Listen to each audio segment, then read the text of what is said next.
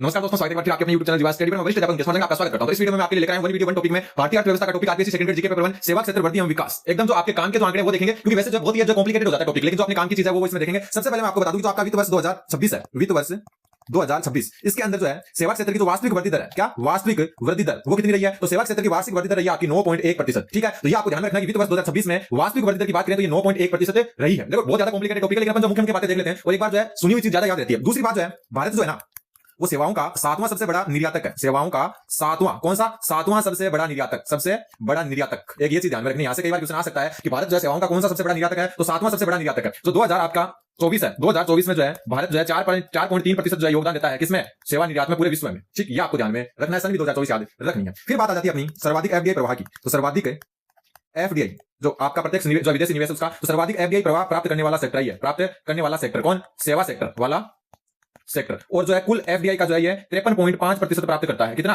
53.5%। तो सर्वाधिक एफडीआई प्राप्त करने वाला कौन सा सेक्टर है? आपका सेवा क्षेत्र। ठीक, फिर आपका चलता है भारत का सेवा व्यापार। जो भारत का सेवा व्यापार है, भारत का सेवा व्यापार, और भारत का जो सेवा व्यापार है आपका वो जीडीपी का 14.6% है। कितना? 14.6%। किसका? जीडीपी का। क्या? भारत का सेवा व्यापार। ये ध्यान रखना है। दूसरी बात यहां से जो एक और याद रखनी है वो मैं बता देता हूं, जो एफडीआई का प्रवाह है वो कौन से क्षेत्र में ज्यादा है? एफडीआई का प्रवाह मतलब जो सेवा क्षेत्र है उसके अंदर एफडीआई सर्वाधिक आती है। तो नंबर 1 पर इसमें आता है ऊर्जा एवं गैस आपूर्ति, ऊर्जा एवं गैस आपूर्ति। ठीक है, इसमें सर्वाधिक एफडीआई प्राप्त होती है सेवा क्षेत्र में। 2 नंबर आता है सूचना एवं संचार, सूचना एवं संचार, ये 2 नंबर पर आता है। 3 नंबर पर जो आपका आता है निर्माण। ठीक है, और 4 नंबर पर आता है परिवहन। ये जो सर्वाधिक एफडीआई प्राप्त करने वाले 4 प्रमुख जो क्षेत्र है, नंबर 1 है ऊर्जा एवं गैस आपूर्ति, नंबर 2 है सूचना एवं संचार, नंबर 3 निर्माण और नंबर 4 आपका परिवहन। ठीक है, और वैसे सेवा क्षेत्र सर्वाधिक जो एफडीआई प्राप्त करने वाला क्या है? सेक्टर है। अब बढ़ते हैं और आगे। फिर अगली जो बात आपको याद रखनी है वो रखनी है कि जो भारत की जीडीपी है यानी कि सकल घरेलू उत्पाद, भारत की जीडीपी, तो भारत की जीडीपी में वित्त वर्ष 2026 की अगर बात करें, मैं सेवा क्षेत्र के योगदान की बात करें तो सेवा क्षेत्र का योगदान जो है वो आपको याद रखना है, यह है 53.6%। एक चीज ये याद रखनी है कि भारत की जीडीपी में वित्त वर्ष 2026 की बात हो रही है, सेवा क्षेत्र का योगदान कितना है? 53.6% है। और इसमें भी सर्वाधिक की बात करें तो सर्वाधिक जो आपका वित्तीय रियल एस्टेट, ठीक है, और पेशेवर जो सेवाएं हैं उनका योगदान जो है पेशेवर सेवाएं, इनका क्या है? सर्वाधिक योगदान है, सर्वाधिक योगदान। ये आपको ध्यान रखना है। ठीक है, छोटी छोटी चीजें जो है यही आपको जो है अच्छा कराने में मदद करती है। जो आपका फाइनेंशियल ईयर 2026 है, इसकी जो पहली 6 माही है, पहली 6 माही इनको अलग से याद रखना। पहली 6 माही में जो है इसकी वृद्धि दर जो है वो 9.3% क्या है? वृद्धि दर। तो ध्यान रखना, भारत की जीडीपी में वित्त वर्ष 2026 में सेवा क्षेत्र का योगदान 53.6% है और सर्वाधिक योगदान किसका है? वित्तीय रियल एस्टेट पेशेवर सेवाओं का। ठीक है, और ये जो फाइनेंशियल ईयर 2026 की पहली 6 माही है उसमें 9.3% की क्या है? वृद्धि है। ठीक, ये आपको ध्यान में रखना। फिर एक आता है आपका नीति आयोग की रिपोर्ट। किसकी? नीति आयोग रिपोर्ट। एक मिनट, नीति आयोग रिपोर्ट जो काम की चीज है वो देखेंगे अपन, जो मैं जो छांट के लाया हूं इसको 2-3 जो है जगह से। तो नीति आयोग रिपोर्ट जो आपका इसमें जो है कुल रोजगार में सेवा क्षेत्र का योगदान, जो कुल रोजगार है उसमें जो सेवा क्षेत्र का योगदान है वो कितना है? सेवा क्षेत्र का योगदान, तो कुल जो आपका रोजगार है उसमें सेवा क्षेत्र का जो योगदान है वो है लगभग 30%। ठीक है, तो जो भारत का कुल रोजगार है उसमें सेवा क्षेत्र का योगदान कितना है? लगभग 30%। दूसरी चीज रिपोर्ट के अनुसार जो है पिछले 6 वर्षों की बात करना है, पिछले 6 वर्षों में 40 मिलियन नई नौकरियां यहाँ पर प्राप्त हुई है। 40 मिलियन नई नौकरियां। ठीक है, तो पिछले जो है 6 वर्षों में 40 मिलियन नई नौकरियां सेवा क्षेत्र में प्राप्त हुई है। ठीक है, और एक जो इस रिपोर्ट के अनुसार एक ध्यान में रखना, रोजगार लचीलापन ये कितना भारत का जो है सेवा क्षेत्र का? तो ये 0.63। कितना? 0.63 सेकंड सर्वाधिक है। ठीक है, सेकंड है सर्वाधिक। पहले पर कौन है? तो पहले पर जो है आपका निर्माण क्षेत्र है। क्या है? निर्माण क्षेत्र, यानी कि सेवा क्षेत्र का रोजगार लचीलापन है 0.63 है। मतलब अगर जीडीपी 100 बढ़ती है ना तो आपके 63 जनों को रोजगार मिलता है, इसको कहते हैं रोजगार का लचीलापन। तो रोजगार लचीलापन जो आपका 0.63 है, तो सेकंड सर्वाधिक यानी दूसरा सर्वाधिक है निर्माण क्षेत्र के बाद में। ठीक, ये आपको ध्यान रखना, यहाँ से जो नीति आयोग की रिपोर्ट से कुछ पूछ सकते हैं। फिर जो आपका आता है जो सेवा क्षेत्र है, सेवा क्षेत्र जो है इसमें नियमित वेतन मजदूर यानी ऐसे मजदूर जिनको नियमित वेतन मिलता है, इनकी संख्या जो है कुल रोजगार की 51.5% है। जबकि कृषि क्षेत्र में किसमें? कृषि क्षेत्र में यह मात्र 1% है। ठीक है, और बात करें अपन उद्योग क्षेत्र में तो उद्योग जो क्षेत्र आपका इसके अंदर जो है 25.5% है। तो ये चीज आपको अलग से ध्यान में रखनी है। मतलब नियमित वेतन मजदूरी का मतलब परमानेंट टाइप से जो नौकरी है, प्राइवेट टाइप से, उसमें 51.1% जो है सेवा क्षेत्र में नियमित मजदूर है। कृषि क्षेत्र में मात्र नियमित मजदूरी 1% जो है मजदूरों को मिलती है, और उद्योग क्षेत्र में 25.5% को। ठीक है, दूसरा अपना ध्यान में रखना है कि कुछ जो है आपके सेक्टर है जैसे सूचना एवं संचार सेवाएं। ठीक है, दूसरा जो आपका ध्यान में रखना जो भी लिखा रहा हूं मैं, स्वास्थ्य सेवाएं। कौन सी? स्वास्थ्य सेवाएं। ठीक है, तीसरी जो आपकी है वो है ग्रामीण शिक्षा। एक मिनट, ग्रामीण से लिख देता हूं, ग्रामीण शिक्षा। चौथी जो आपकी है वो है लोक प्रशासन। ठीक है, ये 4 सेवाओं के नाम याद रखना। यहां पर आपकी महिलाओं की आय पुरुषों से ज्यादा है, ध्यान में रखना, पुरुषों से अधिक है। ये आपको ध्यान में रखना है कि सूचना एवं संचार सेवाएं, स्वास्थ्य, ग्रामीण शिक्षा और लोक प्रशासन में महिलाओं की आय पुरुषों से अधिक है। ये आपको ध्यान में रखना है। ठीक है, फिर अपन बात करते हैं सेवा आउटपुट की। किसकी? सेवा आउटपुट की अगर बात करें तो इनमें सबसे पहले राज्यों को मैं ध्यान में रख देता हूं आपके। 1 नंबर पर आता है कर्नाटक। ठीक है, 2 नंबर पर जो आता है महाराष्ट्र आता है। ठीक है, 3 नंबर पर आता है तमिलनाडु, 4 नंबर पर आता है आपका तेलंगाना। क्या आता है? तेलंगाना। ये सेवा आउटपुट वाले जो है आपके क्या है? टॉप 4 राज्य हैं, और ये कुल सेवाओं का लगभग 40% आउटपुट देते हैं, लगभग 40% सेवा आउटपुट देते हैं ये। तो ये आपको ध्यान में रखना है कि सेवा आउटपुट में कर्नाटक, महाराष्ट्र, तमिलनाडु और तेलंगाना क्रम से इनको याद में रखना है। फिर आता है आपका पीएमआई सेवा सूचकांक। ठीक है। पीएमआई सेवा सूचकांक जो है इसको बस आप याद रख लो। देखो मैं छांट कर जो 2-3 सोर्स से लाया हूं जो मेन चीजें अपनी, उनके अलावा अपन जो कुछ नहीं देखेंगे वरना ये बहुत कॉम्प्लिकेटेड हो जाता है। एक क्वेश्चन आएगा यहां से तो अपने को सिर्फ नॉर्मली देखना है। तो वित्त वर्ष 2026 के लिए जो है 58.9 है। अगर ये 50 से ऊपर होता है इसको अच्छा माना जाता है। तो पीएमआई सेवा सूचकांक कितना आपका 58.9। आगे बढ़ने से पहले मैं बता दूं कि अपना ये जिसका नाम है आपका परफेक्ट मॉक, क्या नाम है परफेक्ट मॉक। इस पर जो है 49 रुपए में आपकी करंट अफेयर की टेस्ट सीरीज चल रही है। ठीक है, करंट अफेयर्स की टेस्ट सीरीज चल रही है और डेमो टेस्ट फ्री दिया है। सेकंड ग्रेड की टेस्ट सीरीज है, डेमो टेस्ट फ्री है। अभी तक बहुत सारे स्टूडेंट से जुड़ चुके हैं। आप जल्दी से जो है मात्र 49 रुपए में, एक का नाम है परफेक्ट मॉक, लिंक डिस्क्रिप्शन में दिया हुआ है, वरना आप जो है प्ले स्टोर से डायरेक्ट इसको क्या कर सकते हो, डाउनलोड कर सकते हो। फिर चलते हैं और आगे, अब चलते हैं सेवा निर्यात पर।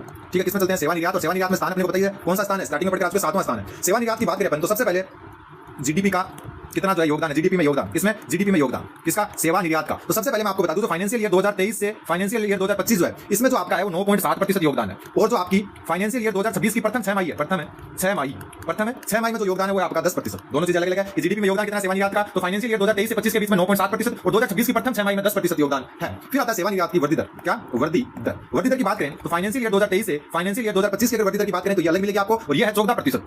ठीक है, और बात करें पर फाइनेंशियल ईयर 2026 की प्रथम 6 माही की, प्रथम है 6 माही की अगर बात करें तो ये वृद्धि दर जो आपकी ये 8.7% मिलेगी। तो दोनों चीज यार को जीडीपी में योगदान जो है दोनों अलग अलग 23 से 25 में 9.7% और फाइनेंशियल ईयर 2026 की प्रथम 6 माही में 10%। वृद्धि दर की बात करें तो 14% 23 से 25 और 2026 की प्रथम 6 माही में जो है 8.7%। ठीक, अब चलते हैं कुछ प्रमुख जो व्यापार समझौते हैं उनकी तरफ। प्रमुख व्यापार समझौते, यहां से क्वेश्चन आने के चांस बनेंगे 2025 के कुछ समझौते हैं। सबसे पहला जो है वो है भारत यूके सीईटीए क्या हो गया, समग्र आर्थिक व्यापार समझौता। ठीक है, भारत और यूके एंड यूनाइटेड किंगडम के बीच में। सबसे पहले इसकी बात करेंगे ये हुआ कब, तो ये हुआ आपका जुलाई 2025 में। ठीक है, अब यहाँ एक चीज ध्यान में रखना सबसे पहले कि यहाँ से जो 99% भारतीय जो निर्यात है वो बिना शुल्क के होगा, बिना शुल्क के, मतलब भारतीय जो निर्यात है जो यूके में होता है वो 99% बिना शुल्क के होगा। एक तो ये होगी। ठीक है, दूसरा इसमें ध्यान में रखना है इसमें 12 प्रमुख सेवाएं, एक मिनट, इसमें 12 प्रमुख सेवाएं शामिल है, 12 प्रमुख सेवाएं। ठीक है, और 12 प्रमुख सेवाएं और उनमें 137 उप क्षेत्र शामिल है। ये आपको ध्यान में रखना है। बस कितने 12 प्रमुख सेवाएं और 137 क्या है उप क्षेत्र शामिल है, जो मतलब भारत से कहां जाएंगे यूके में बिना किसी शुल्क के।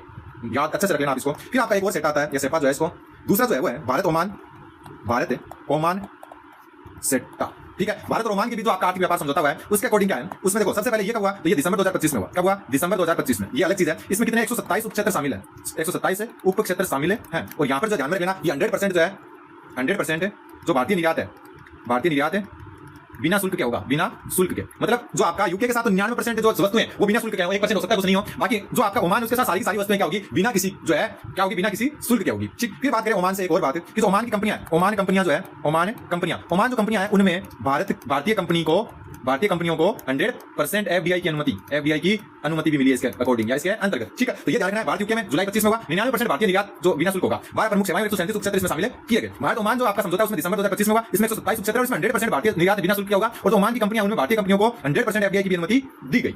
ठीक, अब चलते हैं थोड़ा और आगे। अब आपका आ रहा है भारत यूरोप मुक्त व्यापार संघ। ठीक है, भारत यूरोप मुक्त व्यापार संघ जिसको EFTA कहते हैं। ठीक है, और इसके अंतर्गत जो है आपका व्यापार एवं आर्थिक साझेदारी समझौता हुआ है, आर्थिक साझेदारी समझौता। ठीक है, जिसको अपन TAPA कहते हैं। ठीक, तो भारत यूरोप जो आपका मुक्त व्यापार संघ उसके अंतर्गत भारतीय जो व्यापार एवं आर्थिक साझेदारी समझौता हुआ है इसमें जो है प्रथम 10 वर्ष में आपका 50 बिलियन अमेरिकी डॉलर प्लस अगले 5 वर्ष वापस 50 बिलियन अमेरिकी डॉलर, यानी कि टोटल आपका 15 वर्ष में 100 बिलियन अमेरिकी डॉलर का एफडीआई प्रत्यक्ष विदेशी निवेश जो है बढ़ाना जो है इसका जो है लक्ष्य रखा गया है। ध्यान में रख लेना। भारत यूरोप मुक्त व्यापार संघ जो है जिसको EFTA कहते हैं उसके अंतर्गत व्यापार एवं आर्थिक साझेदारी समझौता हुआ है जिसमें प्रथम 10 वर्ष में 50 बिलियन अमेरिकी डॉलर और अगले 5 वर्ष में 50 बिलियन अमेरिकी डॉलर, यानी कि टोटल 15 वर्ष में 100 बिलियन अमेरिकी डॉलर एफडीआई बढ़ाने का जो है क्या किया गया है, प्रत्यक्ष जो आपका विदेशी निवेश बढ़ाने का प्रयास किया जाएगा। ठीक है, ये हो गया। अब अपन चलते हैं कुछ अलग अलग क्षेत्र में। और सबसे पहला नाम आता है आपका पर्यटन क्षेत्र का। किसका आता है, पर्यटन क्षेत्र का। मेन चीजें देखेंगे, ज्यादा कुछ नहीं देखेंगे अपन। सबसे पहले जो है जीडीपी में योगदान। तो पर्यटन क्षेत्र का 2023-24 में जो है जीडीपी में योगदान जो है वो 5.23% था। ठीक, फिर बात करते हैं तो पर्यटन क्षेत्र है ये 84.6 मिलियन रोजगार पैदा करता है जो कुल रोजगार का जो ये सेवा क्षेत्र में आ जाता है पर्यटन, कुल रोजगार का 13.5% है। ठीक है, पर्यटन क्षेत्र की बात करें 84.6 मिलियन रोजगार यानी कि 8.46 यानी 8 करोड़ 46 लाख जो है क्या करता है ये रोजगार। ठीक, अब थोड़ा पर्यटन की बात करते हैं। सबसे पहले बात करते हैं घरेलू पर्यटन जो अगर बात करें अपन 2025 में जनवरी से लेकर सितंबर तक तो इनकी संख्या जो है 3.3 बिलियन रही है। बात करें विदेशी पर्यटन की, किसकी बात करें, विदेशी पर्यटन की अगर बात करें, विदेशी पर्यटन 2025 में अगर बात करें जनवरी से लेकर अक्टूबर तक तो इनकी संख्या 7 मिलियन रही है, 7 मिलियन। ठीक है, यानी कि जो स्वदेशी है 3 बिलियन यानी कि 30 करोड़। ठीक है, 1 बिलियन में 10 करोड़ होते हैं तो 7 मिलियन यानी 70 लाख। तो ये आपका पर्यटन क्षेत्र, इसको अच्छे से आप देख सकते हो। ठीक है, और अब एक पर्यटन के अंतर्गत जो है आपकी औसत होटल ऑक्यूपेंसी, यानी होटल में जो है औसत कितने जो है ऑक्यूपेंसी रेट जो है वो कितनी रही है अप्रैल से नवंबर, आपकी अप्रैल से नवंबर तक, ठीक है। जो आपकी फाइनेंशियल ईयर 2026 की अगर बात करें तो ये आपकी 62.8 रही है, कितनी रही है 62.8। तो पर्यटन क्षेत्र को पूरा आप देख सकते हो इस हिसाब से, ठीक है, कितना क्या रहा है वो पूरा आपके सामने है। फिर आपका आता है कौन सा, पेज बढ़ा देता हूँ, फिर आपका आता है सूचना प्रौद्योगिकी और आईटी सेवाएं, और आईटी सेवाएं ये आती है, ठीक है। सूचना प्रौद्योगिकी और आईटी सेवाएं। सबसे पहले हम बात करें फाइनेंशियल ईयर 2025 की, तो ये जो है 283 बिलियन अमेरिकी डॉलर जो है क्या रही, सेवाएं रही, राजस्व रहा, यानी इतनी कमाई रही अपनी, ठीक है। और सालाना वृद्धि की बात करें तो सालाना जो वृद्धि है, सालाना वृद्धि दर जो है आपकी वो 5.1% रही है, ठीक। तो इतना आपको ध्यान में रखना है। फिर बात करते हैं आईटी के अंतर्गत डेटा सेंटर्स की, इसकी बात करते हैं डेटा सेंटर्स। तो डेटा सेंटर्स की अगर बात करें तो इसमें जो है एक लक्ष्य रखा गया, ये पूछ सकते हैं 2030 तक 8 गीगावाट डाटा सेंटर स्थापित करने का लक्ष्य, डेटा सेंटर क्षमता का लक्ष्य रखा गया, सेंटर क्षमता जो है इसका लक्ष्य रखा गया, ये आपको ध्यान में रखना है। कब तक है 2030 तक, ठीक है। दूसरी बात ध्यान में रखना है सूचना भारत जो है आपका प्रौद्योगिकी, भारत जो आपका प्रौद्योगिकी जो स्टार्टअप्स है, भारत प्रौद्योगिकी स्टार्टअप इकोसिस्टम जो है ये जो है दुनिया का तीसरा बड़ा जो है भारत का है, तीसरा बड़ा सिस्टम जो है किसका है भारत का। तो ये ध्यान में रखना, प्रौद्योगिकी स्टार्टअप इकोसिस्टम दुनिया का तीसरा सबसे बड़ा भारत का, ठीक है। अब जो ध्यान में रखना अपने को एक चीज और वो है सर्वाधिक जनरेटिक एआई स्टार्टअप्स, ये कहां पर है, ठीक। नंबर 1 कर्नाटक हर चीज में आ गया भारत में, बेंगलोर के कारण। 2 नंबर पर है महाराष्ट्र, 3 नंबर पर आपका दिल्ली, और 4 नंबर पर आपका तेलंगाना। ये आपके क्या है सर्वाधिक जेनेटिक एआई स्टार्टअप्स वाले राज्य हैं, तो इनको भी क्रम से याद रखना है। फिर बात करें साइबर सुरक्षा की, किसकी बात करते हैं, साइबर सुरक्षा। तो साइबर सुरक्षा की अगर बात करें तो साइबर सुरक्षा में जो है वैश्विक साइबर सुरक्षा सूचकांक जो है, वैश्विक साइबर सुरक्षा सूचकांक इसमें जो है भारत जो है वो टियर 1 में है, यानी कि सबसे सुरक्षित में से एक टियर 1 रैंकिंग है इसमें, ठीक है। और भारत का जो स्कोर है आपका, और भारत का स्कोर है वो 98.49, ठीक है। तो साइबर सुरक्षा में भारत एक नंबर, इसमें कोई दो राय नहीं है, ठीक है। फिर चलते हैं और अब बात आती है अपनी परिवहन सेवाओं की, किसकी आती है परिवहन सेवाएं, ठीक। सबसे पहले मैं बता दूं जो आपका जीवीए है उसमें योगदान की बात करें तो जीवीए में योगदान जो आपका वो 4.5% है परिवहन का, ठीक है। दूसरा यहाँ पर जो काम की चीजें हैं फाइनेंशियल ईयर 2025 में, ठीक है, 25 में कुल हवाई यात्री ट्रैफिक कितना था 94% बढ़कर, कितना 94 ये आपका 9.4% बढ़कर कहां पहुंच चुका है, तो ध्यान में रख लेना 411.8 मिलियन यात्री, यानी कि इतने यात्री जो है सालाना आपके क्या करते हैं, ट्रेवल करते हैं, कहां से, हवाई जहाज से, ठीक। फिर अपन बात करते हैं फाइनेंशियल ईयर 2026 में, जिसमें अप्रैल से दिसंबर की बात करेंगे, अप्रैल से दिसंबर की, ठीक है। इसमें जो है माल लोडिंग में जो ना, माल लोडिंग में 33% की वृद्धि हुई है, 3.3% की वृद्धि हुई है, ठीक है। इसमें नंबर 1 पर जो वृद्धि हुई है वो है कोयला, सर्वाधिक माल लोडिंग में कोयला चलता है। 2 नंबर पर लोहा एस का चलता है, ठीक है। 3 नंबर पर जो है सीमेंट चलती है, ये ध्यान रखना है। मैं आपके लिए जो है 2 सोर्स है ना, उनसे जो है मेन डेटा निकाल के लाया हूं, क्योंकि हमेशा एक से अधिक सोर्स से पढ़ना चाहिए, तो ये आपको ध्यान में रखना है। परिवहन में जीवीए में योगदान 4.5% है। फाइनेंशियल 2025 में कुल हवाई यात्रा ट्रैफिक में 9.4% बढ़कर जो है 411.8 मिलियन यात्री हो चुका है। अगर बात करें माल लोडिंग की तो इसमें 3.3% की वृद्धि हुई है, और सब सर्वाधिक कोयला होता है, फिर लोहा एस और फिर सीमेंट माल लोडिंग में, ठीक। फिर चलता है आपका दूरसंचार की अगर बात करें तो सबसे पहले अपन बात करें जीवीए में योगदान की, तो जीवीए में इसका योगदान आपका 1.2% है, ठीक है। फिर बात करते हैं अभी तक जो है दूरसंचार में कुल टेलीफोन संपर्क कितने भारत के, तो कुल टेलीफोन संपर्क जो है 2025 नवंबर तक, ठीक है, ये आपका 1.2 बिलियन है, ठीक। फिर टेली सेवा घनत्व कितना भारत का, तो टेली सेवा घनत्व है 86.8%, कितना है 86.8%। फिर बात करें इंटरनेट सदस्यता की, इंटरनेट सदस्यता की अगर बात करें, ठीक है, सबसे पहले सितंबर 2025 तक की बताऊंगा मैं आपको, तो इंटरनेट सदस्यता जो है 101.8 करोड़ है, कितनी है 101.8 करोड़, यह ध्यान में आपको रखना है। फिर औसत मासिक डेटा खपत जो आपकी 2014 में ये जो है कितनी थी, 2025 में जो है कितनी है, 2025 में है ये 25 GB, यानी कि एक सदस्य एक महीने का 25 GB डेटा उठाता है औसत, ठीक। फिर बात करते हैं अपन डेटा दर 2014 में जो डेटा दर थी आपकी वो कितनी थी, 300 रुपए प्रति जीबी, 1 GB का, और ये 2025 में कितनी हो गई 8.3 रुपए प्रति जीबी। तो ये आपको ध्यान रखना है। दूरसंचार का जीवीए में योगदान 1.2, कुल टेलीफोन संपर्क 1.2 बिलियन, टेली सेवा तो 86.8, इंटरनेट सदस्यता जो आपकी वो कितनी है, इंटरनेट सदस्यता है सितंबर 2025 तक 121.8 करोड़, औसत मासिक डेटा खपत 2025 में 25 GB प्रति महीना प्रति सदस्य। डेटा दर 2014 में 300 रुपए प्रति जीबी थी, जो 2025 में 8.3 रुपए प्रति जीबी हो चुकी है। फिर आता है आपका रियल एस्टेट और आवासन सेवाएं, ठीक है। रियल एस्टेट और आवासन सेवाएं की बात करें तो जीवीए में योगदान जो आपका वो है 7%, ठीक है। अब ध्यान में रखना जो होम लोन है, कौन सा लोन, होम लोन जो है इसका सबसे मेन जो ध्यान रखना अपने को, ये जो जीडीपी है उसका कितना प्रतिशत है, तो जीडीपी का 11% है होम लोन, जीडीपी का 11%। फिर जो आपकी आती है वो अंतरिक्ष महासागरीय सेवाएं,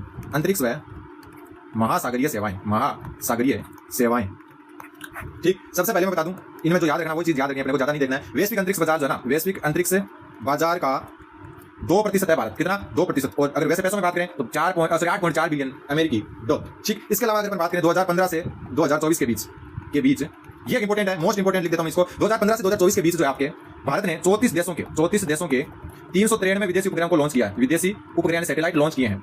लॉन्च, ये आपको ध्यान में रखना है। 393 34 देशों के। ठीक, इसके अलावा जो है इनसे जो आय आई है वो आय का स्रोत देखो 142 मिलियन डॉलर विदेशी आय और 272 मिलियन यूरो ऊपर वाली डॉलर है। ये क्या हुई है, इनसे आय प्राप्त हुई है उपग्रह छोड़ने से। 34 देशों के 393 उपग्रह लॉन्च किए हैं, ये ध्यान रखना है। अब एक शब्द जो सबसे ज्यादा पूछ सकते हैं आपको, ऑरेंज इकोनॉमी। ये नया शब्द है, ऑरेंज इकोनॉमी। यहां से कोई बात पूछ ले तो पूछ ले। वैसे ऑरेंज इकोनॉमी में क्या होता है? ऑरेंज इकोनॉमी में ज्ञान, विचार, संस्कृति, कलात्मक अभिव्यक्ति, ठीक है, ये ध्यान रखना है। कलात्मक अभिव्यक्ति और बौद्धिक संपदा का आदान प्रदान होता है। बौद्धिक संपदा का आदान प्रदान, ठीक है, न कि भौतिक वस्तुओं का, यानी भौतिक वस्तुओं का आदान प्रदान है जो है ना, उसको बौद्धिक, जो ऑरेंज इकोनॉमी में क्या होता है? ज्ञान, विचार, संस्कृति, कलात्मक व्यक्ति और बौद्धिक संपदा का आदान प्रदान होता है, नहीं कि भौतिक वस्तुओं का। कोई भौतिक वस्तुओं का आदान प्रदान नहीं होता, उसको ऑरेंज इकोनॉमी कहते हैं। तो ये आपका जो कुछ इंपोर्टेंट जो अपने थे वो मैंने आपको करवा दिया। आप चैनल जीवा स्टडी को सब्सक्राइब करें, टेलीग्राम ग्रुप की लिंक डिस्क्रिप्शन में दिया है, आप जाकर ज्वाइन कर सकते हो। धन्यवाद बने जीवा स्टडी के साथ, धन्यवाद।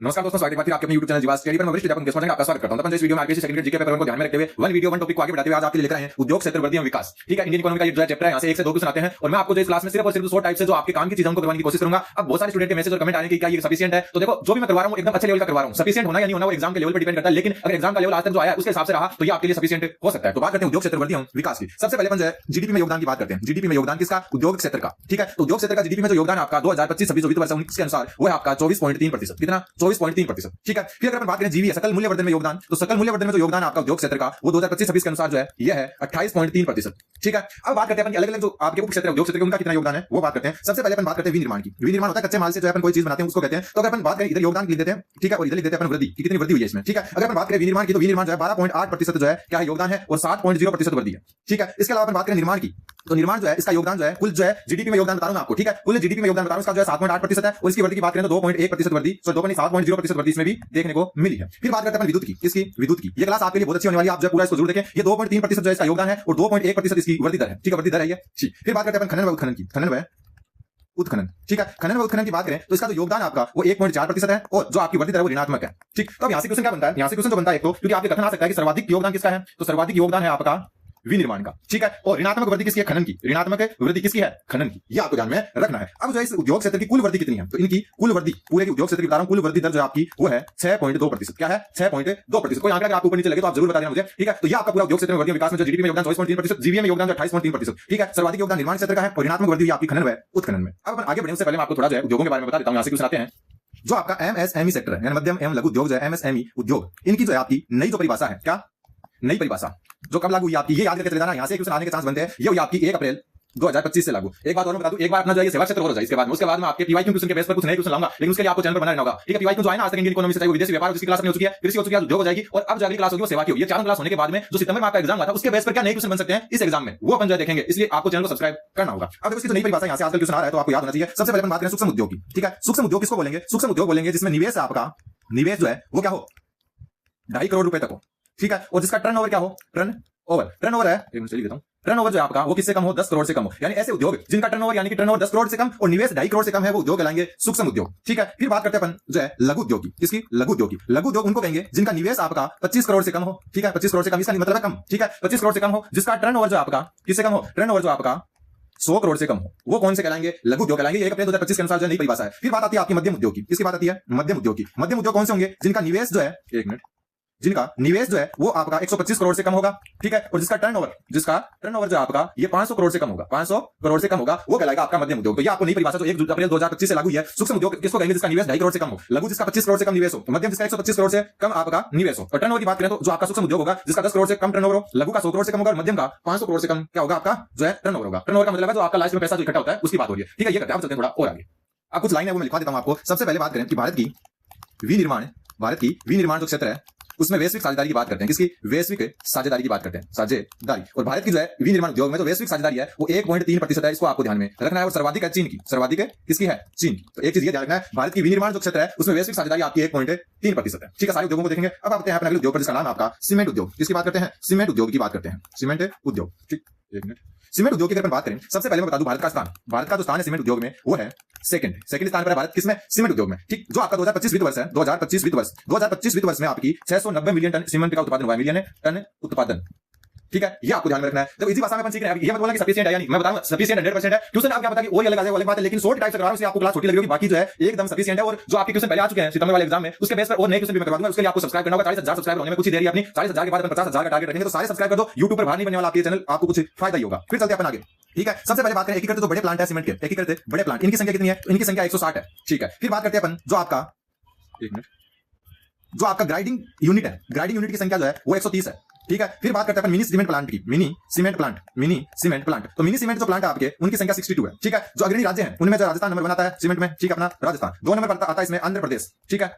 3 नंबर पर आता है कर्नाटक और 4 नंबर पर आता है मध्य प्रदेश। लगभग पूरे देश की जो सीमेंट है इन 4 राज्यों में ही सीमेंट जाती है 85% से अधिक। नंबर 1 राजस्थान है, नंबर 2 आपका आंध्र प्रदेश, नंबर 3 आपका कर्नाटक और नंबर 4 है मध्य प्रदेश। सर्वाधिक जो है सीमेंट यहाँ उत्पादित होती है। अब चलते हैं अगले उद्योग पर जिसका नाम है आपका इस्पात उद्योग। कौन सा? इस्पात उद्योग। इस्पात उद्योग पर जाने से पहले मैं बता दूं 2 चीज। एक अपना ऐप है जिसका नाम है आपका परफेक्ट मॉक, ये अपना जीवा स्टडी का ऐप है भाई, जीवा स्टडी। अगर आप करंट अफेयर वगैरह की सेकंड ग्रेड की टेस्ट सीरीज चाहते हैं, सेकंड ग्रेड की टेस्ट सीरीज, तो आपको जो है यहाँ पर मिल रही है करंट अफेयर की टेस्ट सीरीज, जिसमें आपके नवंबर से लेकर जून तक का करंट अफेयर कवर होगा, ठीक है, जून 2026 तक का, ठीक। डेमो टेस्ट फ्री दिए हुए हैं, डेमो टेस्ट फ्री है, ठीक, और मात्र 49 रुपए में आपको मिल रही है। लिंक डिस्क्रिप्शन में, वरना आप जो है प्ले स्टोर पर जाकर परफेक्ट मॉक को सर्च कर सकते हैं, ठीक। अब बढ़ते हैं आगे इस्पात उद्योग पर। किस पर? इस्पात उद्योग, इस्पात उद्योग। इस्पात उद्योग की बात करें तो इसका जो है, ये भी भारत जो है, भारत का स्थान की बात करें तो इसमें भी दूसरा स्थान है। भारत का स्थान कौन सा इसमें? तो भारत का स्थान है दूसरा, किसमें? इस्पात में, ठीक है। अब जो है एक चीज ध्यान रखनी, 2025-26 बजट जो आपकी आर्थिक समीक्षा है उसके अनुसार अगर बात करें तो कच्चा इस्पात उत्पादन, कच्चा इस्पात उत्पादन, कच्चा इस्पात उत्पादन, तो कच्चे इस्पात उत्पादन में जो है आपकी 11.7% की वृद्धि हुई है, ठीक है। यहाँ पर जो वृद्धि दर बता देता हूँ, वृद्धि दर कच्चे इस्पात में कितनी हुई है? 11.7 की। तैयार जो इस्पात है, तैयार इस्पात के जो है इसमें आपकी 10.8% की वृद्धि हुई है। फिर अपन बात करें खपत की, यानी इस्पात के खपत की बात करें तो 7.8% की वृद्धि हुई है। क्या हुई है? वृद्धि हुई है। ये चीज आपको ध्यान में रखनी होगी, ठीक। फिर जो है इस्पात उद्योग में एक जो है उत्पादन आधारित प्रोत्साहन योजना चल रही है। उत्पादन आधारित जो है, उत्पादन आधारित प्रोत्साहन योजना, प्रोत्साहन योजना जो कब शुरू हुई थी आपकी? 2021 में। इसके अनुसार जो है आपका अक्टूबर 2025 तक जो उत्पादन हुआ है, उत्पादन इस्पात का, वो हुआ है 2.34 मिलियन टन, ठीक है। अब जो है इस्पात में अग्रणी राज्य कौन से, इनके नाम याद रख लेना। इस्पात में सबसे ऊपर आता है उड़ीसा का नाम, किसका? उड़ीसा का, 1 नंबर, ठीक है। 2 नंबर आता है छत्तीसगढ़, ठीक है। 3 नंबर कौन आता है? 3 नंबर आता है झारखंड।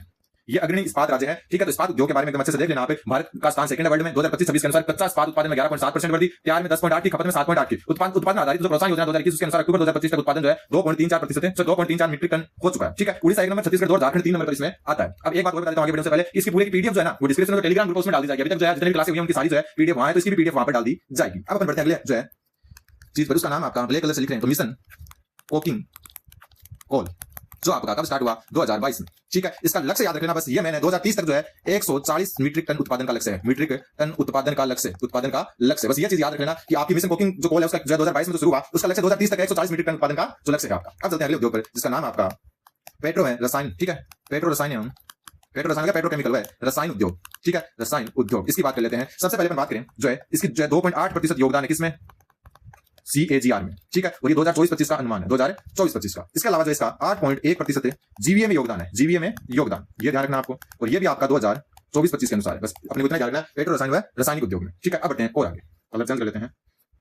अभी बहुत कुछ बाकी है, अभी अपन कोल उद्योगों की भी बात करेंगे। फिर आता है आपका कौन सा? कोयला उद्योग। कौन सा उद्योग? कोयला उद्योग। रेड कलर में अलग दिखता है ना, रेड अलग दिखता है, तो रेड में लिखते हैं सारे। सबसे पहले बात करें भारत जो है भंडार में, भारत भंडार जो है उसमें जो है 5वें स्थान पर है, 5th स्थान है भंडार में, ठीक है। फिर बात करें अपन उपभोक्ता में, यानी भारत जो है कोयले का उपभोक्ता जो है उसमें 2nd स्थान पर आता है। किसमें आता है? 2nd स्थान पर आता है, ठीक है। और जो भारत की कुल बिजली है, कुल बिजली का 74% प्लस, 74% प्लस कोयला आधारित है, ये ध्यान रखना। मतलब भारत में जितनी बिजली उत्पादन होता है उसका 74% प्लस क्या है? कोयला आधारित बिजली है। तो ये जो भंडारण और जो उपभोक्ता दोनों में स्थान ध्यान में आपको रखना है। बस शॉर्ट में करवा रहा हूं तो अपने काम आ सकता है। तीसरी आता है आपका ऑटोमोबाइल सेक्टर, ऑटोमोबाइल उद्योग अपन बातें करते हैं। ऑटोमोबाइल उद्योग की बात करें तो यहाँ एक चीज ध्यान रखना, जो आपका 2 पहिया वाहन है या त्रिपहिया है या 3 पहिया कह सकते हैं, त्रिपहिया कह सकते हैं, त्रिपहिया कह सकते हैं, टेम्पो वगैरह है, ठीक है। इन दोनों की अगर बात करें तो इनमें भारत क्या है? भारत सबसे बड़ा उत्पादक है, भारत सबसे बड़ा उत्पादक किसमें? 2 पहिया और 3 पहिया में। अब थोड़ा बात करते हैं जो आपके यात्री वाहन है, पैसेंजर व्हीकल है, जो है यात्री वाहन, जिनको अपन पैसेंजर व्हीकल कहते हैं। और इसके अलावा जो आपके वाणिज्य वाहन है, वाणिज्य वाहन, जिनको अपन क्या कहते हैं? कमर्शियल व्हीकल, ठीक है। इन दोनों की अगर अपन बात करें तो इसमें जो है भारत विश्व में तीसरा स्थान रखता है। कौन सा स्थान रखता है? तीसरा स्थान। ध्यान रखना किसमें? जो आपके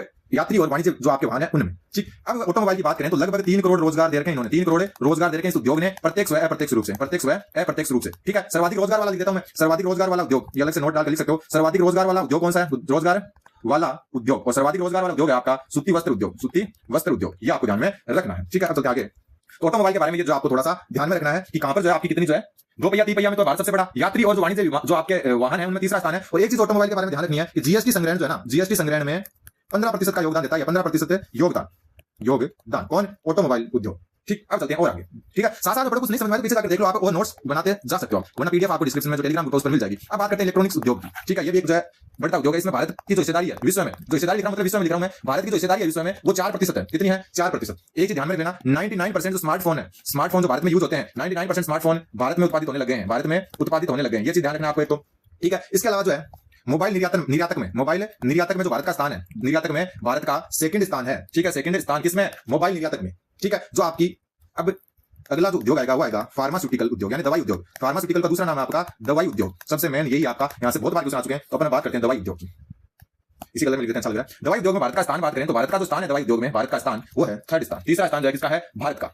ये ध्यान रखना है। तो दूसरा जो है जेनेरिक जो मांग है दवाओं की, जेनेरिक मांग का 20% हिस्सा भारत के पास है, 20% हिस्सा भारत के पास है, भारत के पास है। ये आपको ध्यान रखना है, कितना? 20% हिस्सा। इसके अलावा अगर अपन बात करें जो है स्थान तीसरा हो गया फार्मास्यूटिकल निर्यात आपका, फार्मास्यूटिकल निर्यात की अगर बात करें यानी कि बाहर भेजना, उसमें भारत 11वें स्थान पर है। और कितना योगदान है? 3% योगदान है। ठीक है, इसमें निर्यात की बात हो रही है। उत्पादन में भारत का स्थान तीसरा है, ध्यान में रख लेना। ठीक है, उत्पादन में तीसरा है। जेनेरिक मांग का 20% जो हिस्सा है वो भारत के पास है फार्मास्यूटिकल का। अब चलते हैं थोड़ा और आगे, वो है कपड़ा उद्योग। आगे बहुत कुछ आने वाला है, मैं सोचना कि इतना ऐसा ही आएगा, थोड़ा बोरिंग हो सकता है टॉपिक, लेकिन पढ़ना पड़ेगा आपको। सबसे बात करें जो है इसका कपड़ा का जो है जीडीपी में योगदान कितना है? कपड़ा उद्योग का योगदान जो है वो है 2%।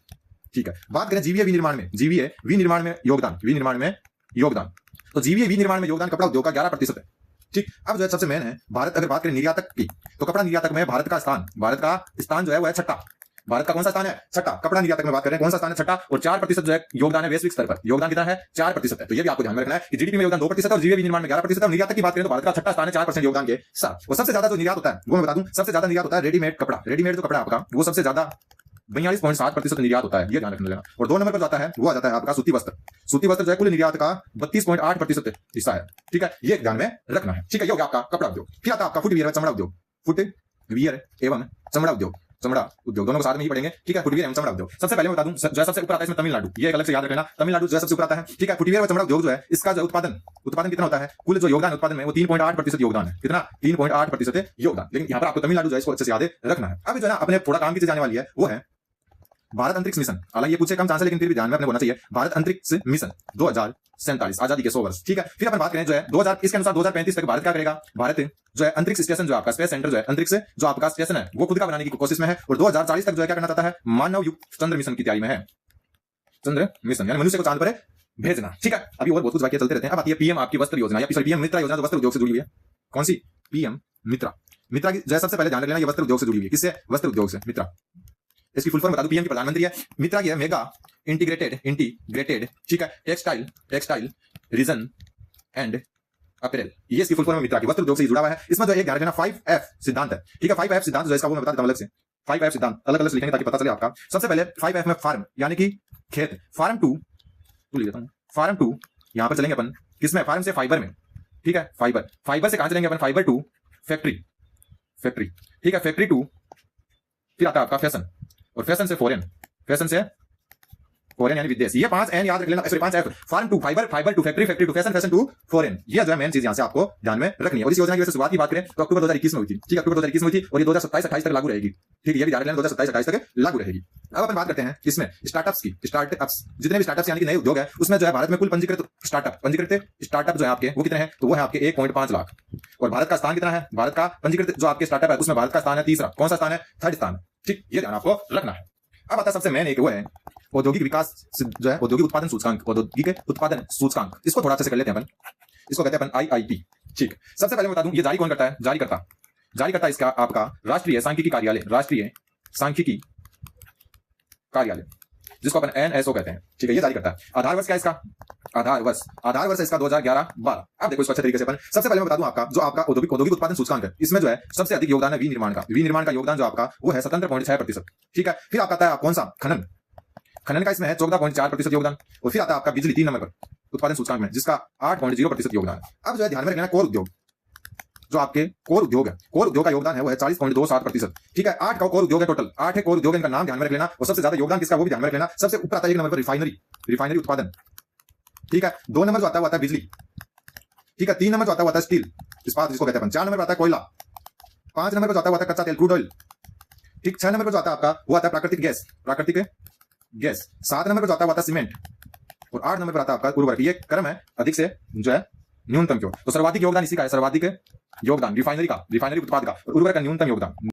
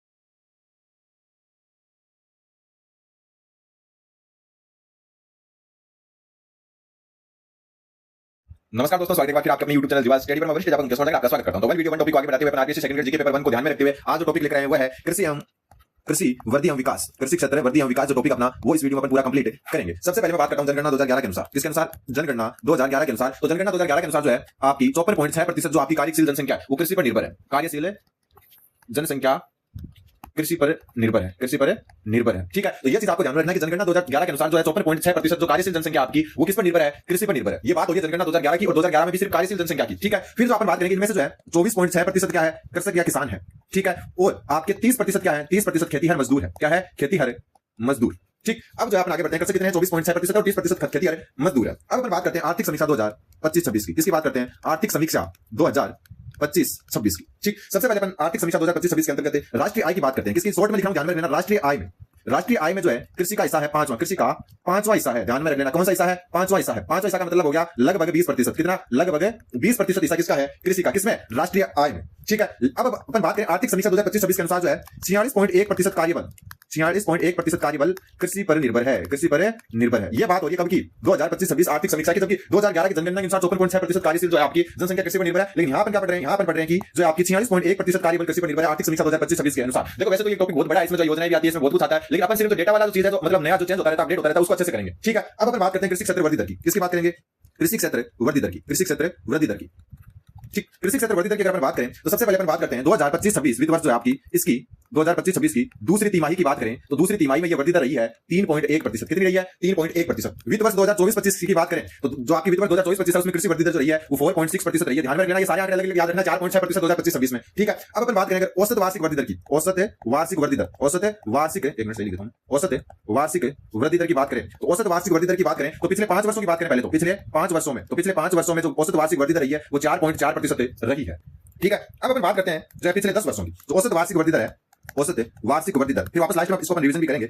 वृद्धि दर किसकी? पिछले 10 वर्षों की, पिछले 10 वर्षों की, पिछले 10 वर्षों में। ठीक है, ये आपकी रही है 4.45%। ठीक है, यहां से क्वेश्चन आने के चांस बनेंगे। तो कृषि वृद्धि दर की बात करें तो 2025-26 में ये 3.1%, 24-25 में 4.6%, औसत वार्षिक वृद्धि दर पिछले 5 सालों की बात करें तो 4.4%, औसत वार्षिक दर पिछले 10 वर्षों की बात करें तो 4.4%। ठीक है, ये 4.4 की पिछले 5 की और 10 की 4.45%। ठीक, इसमें भी अगर अपन बात करें पिछले 10 वर्षों में तो यहाँ पर आपका जो पशुपालन है, कौन? पशुपालन। और पशुपालन में जो वृद्धि दर रही है वो 7.1% रही है। ठीक है, 7.1%। इसके अलावा जो जलीय कृषि है, जलीय कृषि में जो है जल में होती है, प्लस में जो मत्स्य है आपका, मछली पालन है, इनमें वृद्धि रही है 8.8% की। और जो फसल है आपकी, फसलों में वृद्धि दर रही है आपकी 3.5%। ये है आपकी वृद्धि दर। क्या है? वृद्धि दर है आपकी, ये आपको ध्यान में रखना है। तो ये जो है सारा लिखा जो साथ साथ में नोट्स बना सकते हो, वरना तो अपना टेलीग्राम ग्रुप है जिसका लिंक डिस्क्रिप्शन में दिया हुआ है आपका, वहां पर जाकर आप जुड़े हो, ये नोट्स आपको मिल जाएंगे। अभी तक की सारी क्लासेस के नोट्स वहां पर उपलब्ध है। दूसरी बात, अपना ऐप है जिसका नाम है परफेक्ट मॉक, वहां पर अपनी टेस्ट सीरीज चलिए सेकंड ग्रेड की, वो भी आप जाकर जरूर देख सकते हैं, उसका भी लिंक डिस्क्रिप्शन में दिया हुआ है। अब अपन चलते हैं थोड़े से आगे 2025-26 के अग्रिम अनुमानों की तरफ। किसकी तरफ चलते हैं? 2025-26 के जो अग्रिम अनुमान है उनकी तरफ चलते हैं, अग्रिम अनुमान। ठीक है, वापस बता दूं मैं कि अपन सिर्फ डेटा देखेंगे इस क्लास में, क्योंकि डेटा जो है वो चेंज होता रहता है। बाकी योजनाएं जैसे नमो दीदी ड्रोन योजना वगैरह वो सेम वही चलती है, उनको बार बार पढ़ने से कोई फायदा नहीं, उनको आप वहीं से पढ़ सकते हो। अपन सिर्फ डेटा पर चलेंगे। तो सबसे पहले मैं बात करूंगा इधर जो स्थिर कीमतों पर। ठीक है, स्थिर कीमत, और इधर हम बात करेंगे प्रचलित कीमत पर। किस पर? प्रचलित कीमत पर बातें करेंगे। ठीक है, सबसे पहले साइड में क्षेत्र लिख देता हूं कि कौन कौन से क्षेत्र हैं इस कलम में। ठीक, सबसे पहले अपन बात करें जो है कृषि व उप क्षेत्र की। किसकी बात करते हैं? कृषि व उप क्षेत्र। ठीक है, कृषि व उप क्षेत्र में जो आपकी स्थिर कीमतों पर वृद्धि रही है वो 3.1% रही है, ऊपर बात करके आ चुके हैं, और प्रचलित कीमतों पर रही है 0.8%। ठीक है, फिर अपन बात करते हैं प्राथमिक क्षेत्र की। किसकी बात करेंगे? प्राथमिक क्षेत्र की बढ़ती दर जो स्थिर कीमतों पर रही है वो 2.7% रही है और जो प्रचलित कीमतों पर रही है वो 0.2% रही है। फिर बात आती है आपकी तीसरे की, वह खनन व उत्खनन, खनन व उत्खनन। ठीक है, खनन और उत्खनन की बात करें तो -0.7% स्थिर कीमतों पर, -6.0% है प्रचलित कीमतों पर यह बढ़ती रही है। तो यह अनुमान आपको अच्छे से देख लेना है कि आपका कृषि उपक्षेत्र में कितनी रही है, 3.1 स्थिर कीमतों पर और प्रचलित कीमतों पर 0.8%। ठीक है, फिर आपका प्राथमिक क्षेत्र में जो 2.7 स्थिर पर और 0.2 प्रचलित पर, खनन व उत्खनन में माइनस में रही है, नकारात्मक रही है, ऋणात्मक बढ़ती रही है, -0.7% स्थिर पर और -6% प्रचलित कीमतों पर। ठीक है, फिर अपन बात करते हैं 2025-26 में प्रचलित कीमतों पर योगदान में, प्रचलित कीमतों पर योगदान की बात कर लेते हैं। ठीक है, अभी करते हैं। सबसे पहले अपन बात करते हैं किसकी, प्राथमिक क्षेत्र की। इसकी बात करते हैं प्राथमिक क्षेत्र की। तो प्राथमिक क्षेत्र का 2025-26 में प्रचलित कीमतों पर जो योगदान रहा है वो 18.3% रहा है। ठीक है, फिर अपन बात करते हैं द्वितीय क्षेत्र की। इसकी द्वितीय क्षेत्र की अगर अपन बात करें तो द्वितीय क्षेत्र में जो योगदान आपका प्रचलित कीमतों पर वो 25.3% रहा है। ठीक है, और फिर अपन बात करते हैं तृतीय क्षेत्र की। तो तृतीय क्षेत्र जो है इसमें जो है तृतीय क्षेत्र में जो है आपका 56.4% रहा है। कितना रहा है, 56.4% योगदान रहा है। ध्यान में रख लेना, ये अलग अलग क्षेत्र का जो जीए में जो योगदान है 2025-26 के अनुसार, तो प्राथमिक क्षेत्र का योगदान जो आपका वो रहा है जो है 18.3%, द्वितीय क्षेत्र का 25.3 और तृतीय क्षेत्र जिसको सेवा क्षेत्र कहते हैं उसका 56.4% रहा है। अब चलते हैं अपन कृषि उत्पाद सूचकांक पर। किस पर, कृषि उत्पादन सूचकांक। ठीक है, सबसे पहले अपन बात करें कृषि उत्पादन सूचकांक की। तो इसका जो आधार वर्ष है, कौन सा वर्ष है, आधार वर्ष। इसका आधार वर्ष लिया जाता है आपका 2007-8। ठीक है, और इसका जो आधार माना जाता है वो 100 माना जाता है, बेस माना जाता है 100। तो 2024-25 के अनुसार, 2024-25 के अनुसार जो आपका जो खाद्यान्न है आपका वो कितना हुआ है, आधार वर्ष के हिसाब से 100 पर 165.3। ठीक है, बात करें गैर खाद्यान्न की बात करें तो गैर खाद्यान्न जो रहा है वो 176 रहा है। ठीक है, और फिर बात करें सभी खाद्य वस्तुओं की। किसकी बात करें, सभी खाद्य वस्तुएं। तो सभी खाद्य वस्तुएं जो है उनका उत्पादन सूचकांक जो है 170.6 रहा है। तो अलग अलग ध्यान में रखना, आधार वर्ष के हिसाब से देखें तो 2007-8 इसका आधार वर्ष है, 100 इसका आधार माना गया, जिसमें 2024-25 के अनुसार खाद्यान्न जो है वो 165.3 इसका सूचकांक, गैर खाद्यान्न का 176 है और सभी जो खाद्य वस्तुएं उनका 170.6 है। ठीक है, अब अपन आते हैं भूमि उपयोग पर। किस पर आते हैं, भूमि उपयोग पर। भूमि उपयोग, ठीक है, सबसे पहले अपन भूमि उपयोग की बात करें तो कृषि योग्य भूमि। ठीक है, और ये भूमि उपयोग जो है आपका 2022-23 के अनुसार है और अभी यही चल रहा है अपना। तो कृषि योग्य भूमि की बात करें, कृषि योग्य भूमि या कृषि भूमि भी कह सकते हैं अपन। तो ये आपकी जो है कृषि योग्य कहना सही नहीं रहेगा, क्योंकि कृषि योग्य में तो जरूरी नहीं कि कृषि हो रही है, क्योंकि कृषि भूमि कहते हैं। वो क्या कहते हैं, कृषि भूमि। कृषि भूमि जो आपकी 59% है, कितनी है, 59%। ठीक है, फिर बात करें अपन शुद्ध बोया गया क्षेत्र, शुद्ध बोया गया क्षेत्र और शुद्ध बोया गया जो क्षेत्र आपका ये 42.8% है। कितना है, 42.8%। फिर बात करें अपन सस्य गहनता की। किसकी, सस्य गहनता। ठीक है, और सस्य गहनता जो आपकी है 155.9%। कितनी है, 155.9%। और जो ये सस्य गहनता है आपकी, इसके अंदर जो है 1950-51 की तुलना में जो है वृद्धि कितनी हुई है, तो इसमें जो है एक 1951 जो है उसकी 1950-51 की तुलना में 66.31% की वृद्धि हुई है। किसमें, सस्य गहनता। सस्य गहनता जो आपने फसल होती है उसकी गहनता। ठीक है, उसका जो डेंसिटी, क्रॉप डेंसिटी कह सकते हैं अपन। तो सस्य गहनता में जो है 1950-51 की तुलना में 2022-23 के अंदर कितनी, 66.1% वृद्धि हुई है। कृषि योग्य भूमि 59% है, शुद्ध बोया गया क्षेत्र 42.8% और सस्य गहनता आपकी 155.9% है। ये आपको ध्यान में रखना है। फिर चलते हैं और आगे, फिर अपन चलते हैं सबसे पहले भारत सबसे बड़ा उत्पादक किनका है, सबसे बड़ा उत्पादक यानी जिन वस्तुओं का भारत सबसे बड़ा उत्पादक है उनकी मैं सूची आपके सामने रख देता हूं। सबसे पहले अपन बात करते हैं किसकी, जो है चावल की। चावल में भारत नंबर 1 पर है। ठीक है, जूट जो बोरियां आती है जिनसे बनी हुई उसमें जो 1 नंबर पर है। सूखी प्याज जो है लगभग पूरी दुनिया का 25% सूखी प्याज यही जो है भारत बनाता है या फिर भारत में उत्पादित होता है। ठीक है, फिर बात करें आम, भारत 1 नंबर पर है। कपास में भी 1 नंबर, ध्यान में रखना आप इस बात का। इसके अलावा दाल व मसाले इन सब में जो है भारत का है 1 नंबर पर है। ठीक है, चावल, जूट, सूखी प्याज, आम और इनके अलावा अपन बात करें तो दूध में भी नंबर 1 है, जिनको अपन अलग से भी देखेंगे। दूध में भी भारत का है नंबर 1 है। फिर अपन बात करें जो है भारत जो है दूसरा उत्पादक, भारत का दूसरा स्थान यहां करेंगे अपन, भारत का दूसरा स्थान। ठीक है, दूसरा स्थान कि भारत का दूसरा स्थान कौन कौन सी फसलों में है, तो वो अगर अपन ध्यान रखेंगे भारत का दूसरा स्थान कौन कौन सी फसलों में है, तो सबसे पहले आता है गेहूं। ठीक है, गेहूं में सेकंड ध्यान रख लेना। ठीक है, गेहूं के अलावा अपन आते हैं गन्ना। ठीक है, गन्ना कई जगह कपास जो है इसको थोड़ा सा संशय है, मैं वापस अंडरलाइन कर देता हूं कपास को, ये कपास इसको थोड़ा सा संशय है, कई जगह जो है इसको सेकंड मानते हैं, तो थोड़ा सा अपन क्लियर करके आप कमेंट कर देना, मैं जो है देख लूंगा और अच्छे से। फिर बागवानी में भी सेकंड नंबर पर है भारत। इसमें बागवानी में भी, ये आपको ध्यान में रखना है। अब चलते हैं 2024-25 में खाद्यान्न उत्पादन पर। 2024-25 ठीक है, 2024-25 जो है इसमें आपका जो खाद्यान्न उत्पादन है, आपका खाद्यान्न उत्पादन इसमें जो है कितना जो है, तो ये जो है 357.77 मिलियन मीट्रिक टन रहा है। ठीक है, लाख में अगर अपन बात करें तो ये जो है इसको डेटा को अगर एक पॉइंट आगे ले जाते हैं तो ये लाख जो मीट्रिक टन हो जाएगा। मीट्रिक टन को एमटी लिखा हूं आपसे। ठीक है, और ये जो आपका पिछले वर्ष से 254.3 मीट्रिक टन क्या है, मीट्रिक टन क्या है, अधिक। ठीक है, इतना अधिक, ये ध्यान रखना है। फिर अपन जो आगे चलते हैं कि कृषि के जो क्षेत्र है उनका योगदान कितना है, कृषि उप क्षेत्रों का योगदान ये देखते हैं। कृषि उप क्षेत्रों का योगदान अगर अपन बात करें तो सबसे पहले अपन बात करें फसल, जो फसल आपकी उनका योगदान कितना है, तो इनका कुल में जो है 54.3% योगदान। ठीक है, फिर बात करें पशुधन की। किसकी बात करें, पशुधन का योगदान 30.2% है। ठीक, फिर बात करें मत्स्य यानी मछली पालन की बात करें तो ये 7.6% इसका योगदान है। फिर बात करते हैं वानिकी की, तो वानिकी का जो योगदान है वो 7.9% है। और एक चीज ध्यान में रखनी है कि समग्र जो अर्थव्यवस्था है, समग्र अर्थव्यवस्था में कृषि का जीवीए जो है वो 17 से 18% है। किससे 17 से 18% है, जिसमें फसल जो है उसका योगदान अलग अलग ध्यान में रखना, 54.3%, पशुधन का 30.2% और फिर आपका मत्स्य का 7.6% और वानिकी का 7.9%। अब कुछ क्वेश्चन और आने लगे, उन पर ध्यान देते हैं। सबसे पहले बात करते हैं केला उत्पादन। किस पर? केला उत्पादन। और इस बार मेरे को लगता है क्वेश्चन यहीं से टपकेगा, यहाँ से टपकेगा। इसको मैं मोस्ट इंपोर्टेंट लिख रहा हूँ, यहाँ से क्वेश्चन टपकने के चांस है। सबसे ज्यादा केला होता है महाराष्ट्र में। कहाँ होता है? महाराष्ट्र में। और 2 नंबर पर कौन है? 2 नंबर पर है कर्नाटक। ये चीज आप ध्यान में रख लेना। फिर आता है अंगूर उत्पादन। कौन सा? अंगूर उत्पादन। अंगूर उत्पादन में क्या है? अंगूर उत्पादन में जो नंबर महाराष्ट्र है, ये पिछली बार आ चुका है ये क्वेश्चन। महाराष्ट्र में 67% केले का केला अंगूर का उत्पादन होता है। 2 नंबर पर आता है कर्नाटक। कर्नाटक में जो है ये 2 नंबर पर कर्नाटक, और मैंने कर्नाटक ऊपर सॉरी गलती बता दी यहाँ पे, कर्नाटक तो है ना केले में, केला याद रहेगा मेरा। तमिलनाडु होगा यहाँ पर 2 नंबर पर केले में। ठीक है, ठीक है। कर्नाटक में 24% जो है अंगूर होते हैं। ठीक, अंगूर से क्वेश्चन आया तो इस बार जो केले से आने के चांसेस बनेंगे। फिर बात करें बागवानी उत्पादन की। किसकी बात करते हैं? बागवानी उत्पादन। बागवानी उत्पादन की बात करते हैं। तो बागवानी उत्पादन की बात करें तो 367.72 मीट्रिक टन बागवानी उत्पादन हुआ है। ठीक है, ये ध्यान रखना है। फिर बात करें सब्जी उत्पादन की।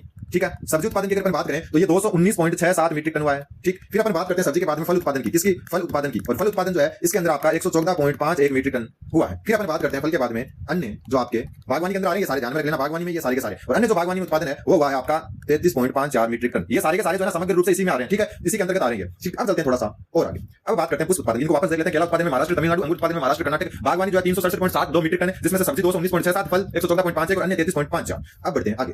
फिर बात करते हैं पुष्प उत्पादन की। अलग चेंज कर लेता हूं ताकि थोड़ा चेंज हो जाएगा। पुष्प उत्पादन, पुष्प यानी फूल, पुष्प उत्पादन, पुष्प उत्पादन। पुष्प उत्पादन की बात करें तो भारत का दूसरा स्थान है। भारत का दूसरा स्थान। ठीक है, कौन सा स्थान है? भारत का दूसरा स्थान है। ठीक, अब जब 3.53 मीट्रिक टन पुष्प का उत्पादन हुआ है, उत्पादन, ये आपको ध्यान में रखना है। इसके अलावा ध्यान में रखना है कि पुष्प निर्यात कहां करते हैं अपन? पुष्प निर्यातक देश, यानी कि जहां भारत पुष्प को बेचता है या भेजता है। तो पुष्प निर्यातक अगर देश की बात करें तो इसके अंदर जो आ जाते हैं आपके सबसे ऊपर पुष्प उत्पादन, सॉरी निर्यातक में जो है यूएसए, फिर नीदरलैंड, ठीक है, फिर आपका यूएई और यूके। ठीक है, फिर सर्वाधिक पुष्प उत्पादक राज्य, पुष्प उत्पादक राज्य, पुष्प उत्पादक राज्य।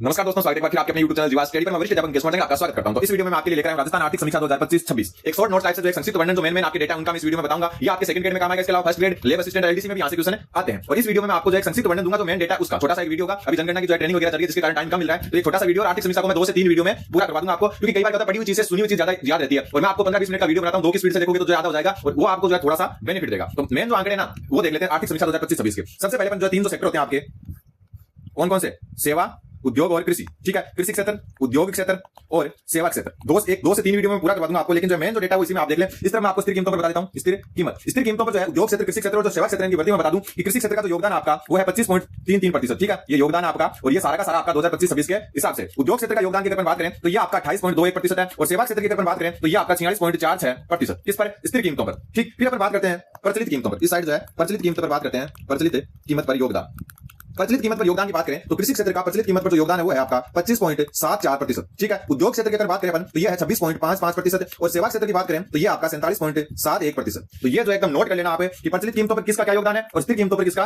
क्या योगदान है। यहां से क्वेश्चन आने के चांस रहते हैं। तो क्वेश्चन यहां से 2 टाइप से बनते हैं। एक तो आपके जो करंट के क्वेश्चन आएंगे वहां 1 से 2 क्वेश्चन बन सकता है। दूसरा मान लो कि आप कृषि टॉपिक है और कृषि टॉपिक है जियोग्राफी में, तो वहां भी करंट के हिसाब से भी क्वेश्चन पूछ सकते हैं। ठीक है, तो आपका कृषि में जो कृषि का स्थिर कीमतों पर योगदान है वो तो कितनी है? 25.33। ठीक है, और प्रचलित कीमतों पर कृषि की कितनी है? 25.74। उद्योग की स्थिर कीमतों पर 28.21 और उद्योग की प्रचलित कीमतों पर 26.55। सेवा क्षेत्र की स्थिर कीमतों पर 46.4 है और प्रचलित कीमतों पर 47.7 है। एक तो ये याद रखना है। दूसरा आपका है कि प्रचलित कीमतों पर कुछ डेटा है 2025-26 के, वो मैं बता देता हूं। वापस बता दूं कि अभी थोड़ी सी जनगणना में ट्रेनिंग के कारण पूरा दिन जो है वहां चला जाता है, इसलिए थोड़ा शॉर्ट वीडियो में बना रहा हूं। बाद में वापस जो है अपन वही जो है रूटीन स्टार्ट कर देंगे संडे से। तो देखो प्रचलित कीमतों पर अगर बात करें, सबसे पहले अपन बात करते हैं जीएसडीपी की, यानी सकल राज्य घरेलू उत्पाद जो है आपका, ठीक है। जीडीपी का होता है सकल घरेलू उत्पाद, और एस जुड़ते स्टेट नाम और जुड़ जाता है, ठीक है। तो आपका प्रचलित कीमतों पर 2025-26 में जो आपकी स्टेट जो जीडीपी है वो है आपकी 18.75 लाख करोड़ रुपए, एक ये याद रखना है। दूसरा, इसकी वृद्धि दर याद रखनी है, किसकी? जीएसडीपी की वृद्धि दर आपकी 10.24% प्रचलित कीमतों पर, ठीक है। और देश की जो स्टेट जीडीपी अलग अलग की या पूरी जो जीडीपी है उसमें योगदान, इसमें योगदान की बात करें राजस्थान का, तो ये आपका 5.25% है, ठीक है। प्रचलित कीमतों पर बात हुई है। इसके अलावा जो आपका मूल्यवर्धन है स्टेट का, जीएसवीए कहते हैं जिसको, ये आपका प्रचलित कीमतों पर है 17.12 लाख करोड़। तो ये जो है चार डेटा आपको याद रखने हैं, एकदम अच्छे तरीके से इनको देख लेना कि प्रचलित कीमतों पर जीएसडीपी आपकी 18.75 लाख करोड़ है, जिसकी वृद्धि दर आपकी 10.24% है, और देश की जीएसडीपी में इसका योगदान 5.25% है, और जीएसवीए यानी कि जो सकल राज्य मूल्यवर्धन है वो आपका 17.12 लाख करोड़ है। फिर बात करते हैं स्थिर कीमतों पर। किस पर बात करते हैं? स्थिर कीमतों पर। स्थिर कीमतों पर अगर अपन बात करें तो वही सारी चीजें वापस देख लेते हैं। तो स्थिर कीमतों पर जो है जीएसडीपी, ठीक है, सकल राज्य जो घरेलू उत्पाद आपका, ये है 9.82 लाख करोड़ रुपए, ठीक है। ये भी 2025-26 के आंकड़े ध्यान में रख लेना, ठीक है। फिर वृद्धि दर की बात करें इसमें, तो इसकी जो वृद्धि दर है वो है आपकी 8.66%, ठीक है। और देश की जो आपका स्टेट या जो कुल जीडीपी है उसमें योगदान, और इसमें जो आपका स्थिर कीमतों पर जो योगदान है वो 4.86% है, और जो आपका सकल राज्य जो मूल्यवर्धन है स्थिर कीमतों पर वो है आपका 8.79 लाख करोड़ रुपए, ठीक है। तो ये जो है चार डेटा ऊपर वाले, चार डेटा नीचे वाले याद रखना है, तीन डेटा ये याद रखना आपको, ठीक है। अब कुछ उत्पादन सूचकांक है उनका आधार वर्ष याद रखना है, उनको याद रखना है। तो चलो शुरू करते हैं। सबसे पहले अपन बात करेंगे कृषि उत्पादन सूचकांक की। किसकी? कृषि उत्पादन सूचकांक इसके कारण बात कर लेते हैं। तो कृषि उत्पादन जो सूचकांक आपका, इसका सबसे पहले ध्यान रखना आधार वर्ष मतलब बेस माना जाता है। किसको माना? इसका आधार वर्ष। इसका आधार वर्ष आपका 2007-08। यहाँ पर जो आधार मानते हैं वो हमेशा 100 मानते हैं। आधार क्या मानते हैं? 100 को आधार मानते हैं, और इस 100 के आधार के अनुसार 2024-25 में जो है ये कितना था? तो ये 243.55 ये जो है नया आपका कृषि उत्पादन सूचकांक है, ठीक है। 2007-08 में 100 मान कर चले तो 2024-25 में ये 243.55 पहुंच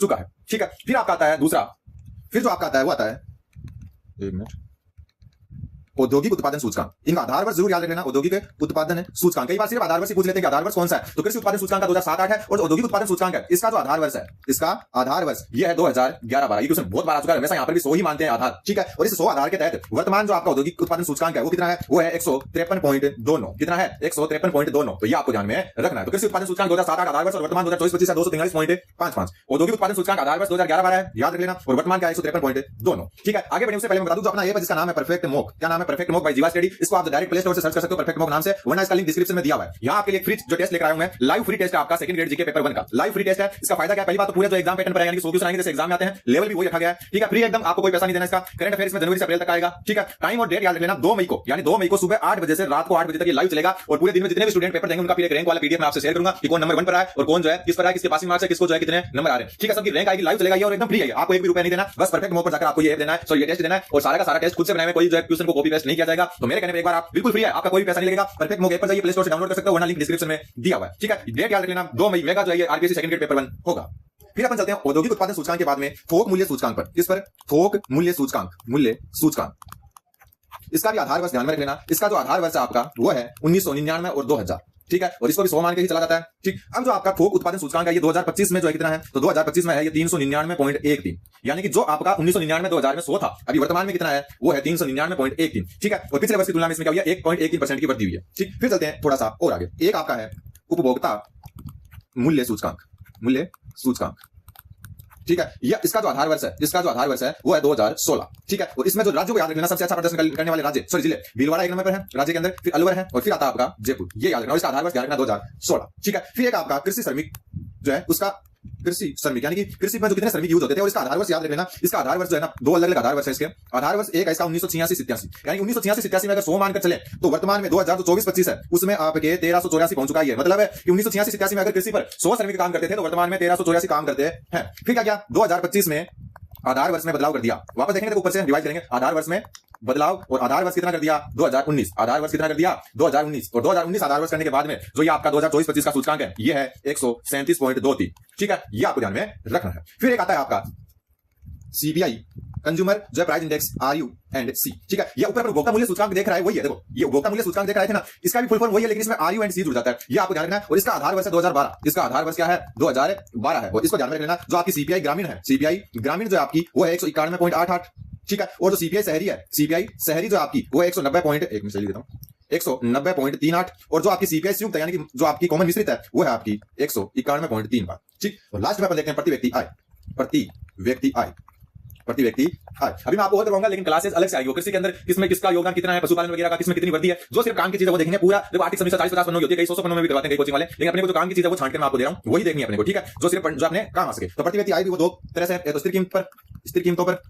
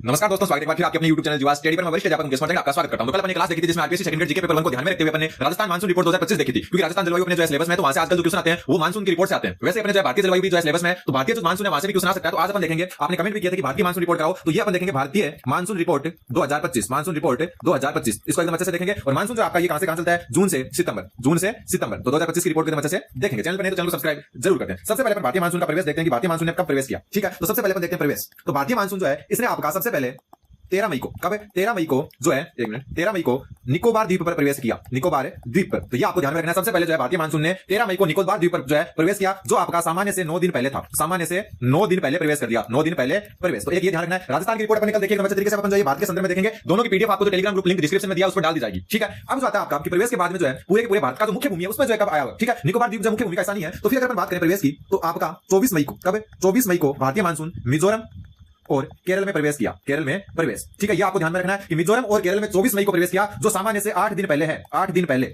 8 दिन पहले। क्यों? क्योंकि सामान्य जो है आपका कितनी, 1 जून को प्रवेश करता है, 1 जून को प्रवेश होता है, प्रवेश सामान्य, ठीक है। लेकिन इस बार 8 दिन जो है पहले ही जो है 24 मई को ही भारतीय मानसून जो है भारत की जो मुख्य भूमि है जिसमें मिजोरम और केरल शामिल है वहां पर प्रवेश कर चुका था। और वैसे भारत में बात करें तो 13 मई को निकोबार द्वीप पर जो है सामान्य से 9 दिन पहले ही प्रवेश कर चुका था, ठीक है। अब चलते हैं आगे।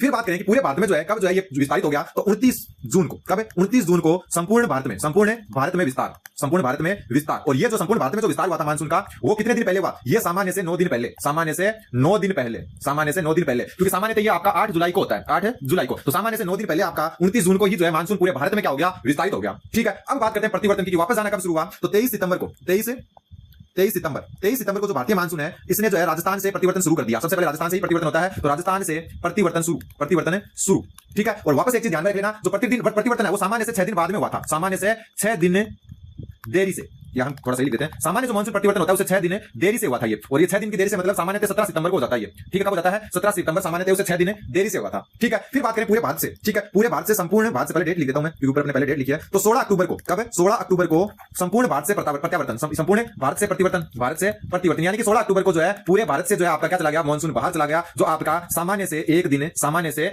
1 दिन की देरी है, 1 दिन की देरी, यानी सामान्यतः ये आपका 17 अक्टूबर को जाता है, तो 1 दिन की देरी हुई 17 अक्टूबर की जगह। तो ये आपको ध्यान में रखना। वापस मैं दिखा दूं, भारतीय मानसून प्रवेश का किसका किया इसने, 13 मई को निकोबार द्वीप पर, जो सामान्य से 9 दिन पहले था, ठीक है। 24 मई को इसने भारत की जो मुख्य भूमि है जिसमें मिजोरम और केरल शामिल है उसमें प्रवेश किया, और ये सामान्य से 8 दिन पहले, क्योंकि सामान्य 1 जून को प्रवेश करता है मुख्य भूमि पर, ठीक है। फिर बात करें 29 जून की, तो 29 जून को संपूर्ण भारत में विस्तार हो चुका था किसका, मानसून का, जो सामान्य से 9 दिन पूर्व था, ठीक है। फिर बात करें 23 सितंबर को, 23 सितंबर को राजस्थान से प्रतिवर्तन यानी कि मानसून का लौटना शुरू हो चुका था, जो सामान्य से 6 दिन की देरी से था, ठीक है। फिर बात करें 16 अक्टूबर को, 16 अक्टूबर को संपूर्ण भारत में प्रतिवर्तन हो चुका है, यानी पूरे भारत से मानसून लौट चुका था, तो सामान्य से 1 दिन की देरी थी, सामान्य 17 अक्टूबर को क्या होता है, लौटता है। ये आपको ध्यान रखना है। अब बात करते हैं कि कितनी बारिश वगैरह हुई है।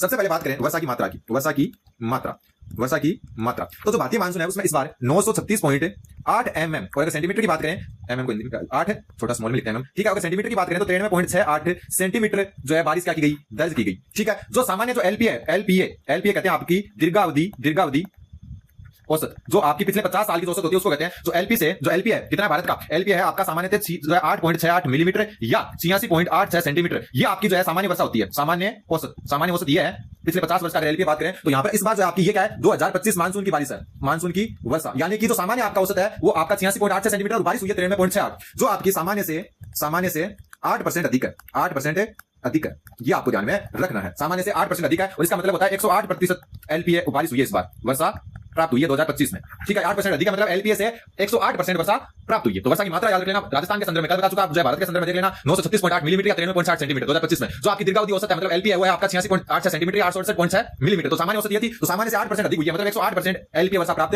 हुई है। अब जो संपूर्ण भारत को आपका 4 रीजन में या 4 भागों में बांटा हुआ है, ठीक है। जो भारतीय मानसून है उसको 4 भागों में बांटा हुआ है। तो भारतीय जो क्षेत्र है इसको 4 भागों में बांटा हुआ है, 4 भाग में बांटा गया है।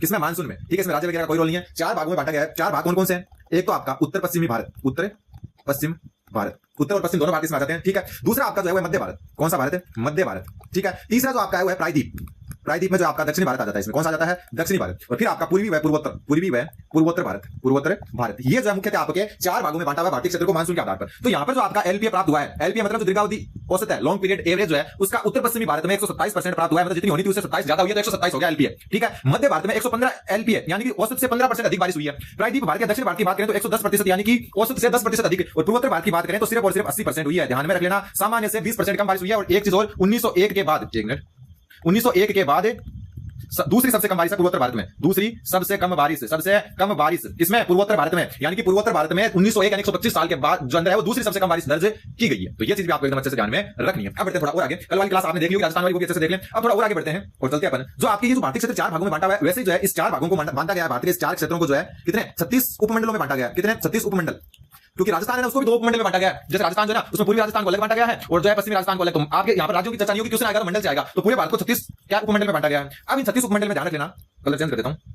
जो आपके 18 उपमंडल है ना, इनमें हुई है औसत से अधिक बारिश, औसत से अधिक वर्षा 36 में से 18 में। जैसे नॉर्थ ईस्ट के 7-8 स्टेट है उनको एक ही माना गया, एक ही मंडल। राजस्थान को 2 भागों में, उत्तर प्रदेश को 2 भागों में बांटा गया, जैसे टोटल 36 उपमंडल बांटे गए। तो 18 ऐसे उपमंडल है जहां औसत से अधिक बारिश हुई है, 11 उपमंडल ऐसे जहां पर औसत बारिश हुई है, ठीक है। और बात करें 7 उपमंडल ऐसे हैं जहां पर जो है औसत से कम बारिश हुई है, औसत से कम बारिश हुई है। ये ध्यान रखना आपको, ठीक है। तो भाग की बात करें तो ये 4 भागों में बांटा गया है, जिसमें जो है ये ध्यान रखना आपको। दूसरा, सर्वाधिक बारिश कहां हुई है, उत्तर पश्चिमी भारत में हुई है, और सबसे कम पूर्वी और पूर्वोत्तर भारत में हुई है, ठीक। ये सबसे अधिक हो गई, सबसे अधिक, और नीचे वाली क्या हो गई, सबसे कम, ये हो गई सबसे कम, ठीक। अब बात करें जो 16 उपमंडल है, ये 4 भाग फिर 16 उपमंडलों में बंटे हुए, जिसमें 18 जो उपमंडल है उसमें औसत से अधिक बारिश हुई है, 11 में औसत हुई है और 7 में औसत से कम हुई है। ये आपको ध्यान में रखना है। अब बात करते हैं जिलों की, ठीक है। पूरे भारत की बात करेंगे उससे पहले मैं बता दूं कि अपना ऐप है जिसका नाम है आपका परफेक्ट मॉक, लिंक जो है परफेक्ट मॉक, स्पेलिंग आप देख सकते हो, जीवा स्टडी का खुद का ऐप है जिसका लिंक डिस्क्रिप्शन में दिया हुआ है, वरना आप प्ले स्टोर से डायरेक्ट डाउनलोड कर सकते हो। कहां से, प्ले स्टोर से। यहां पर आपको सेकंड ग्रेड की टेस्ट सीरीज मिल रही है, एक तो आपकी फर्स्ट पेपर जीके की और दूसरी मिल रही है आपकी करंट अफेयर की, ठीक है। और मात्र 49 रुपए में ये टेस्ट सीरीज मिल रही है। यहां पर आपके 7 महीनों का करंट का प्लस आर्थिक समीक्षा बजट और इनके अलग से टेस्ट है, दोनों में डेमो टेस्ट फ्री दिए हैं, डेमो टेस्ट फ्री दिए हैं, सारे टेस्ट खुद से बनाए हुए हैं। तो एक बार जरूर आप अपना ऐप है परफेक्ट मॉक उसको विजिट करें, लिंक डिस्क्रिप्शन में, वरना प्ले स्टोर से डाउनलोड कर सकते हैं। अब अपन बात करते हैं किसकी, जिलों की। जो आंकड़े प्राप्त हैं उन जिलों की बात करें तो भारत के संदर्भ में ये भी,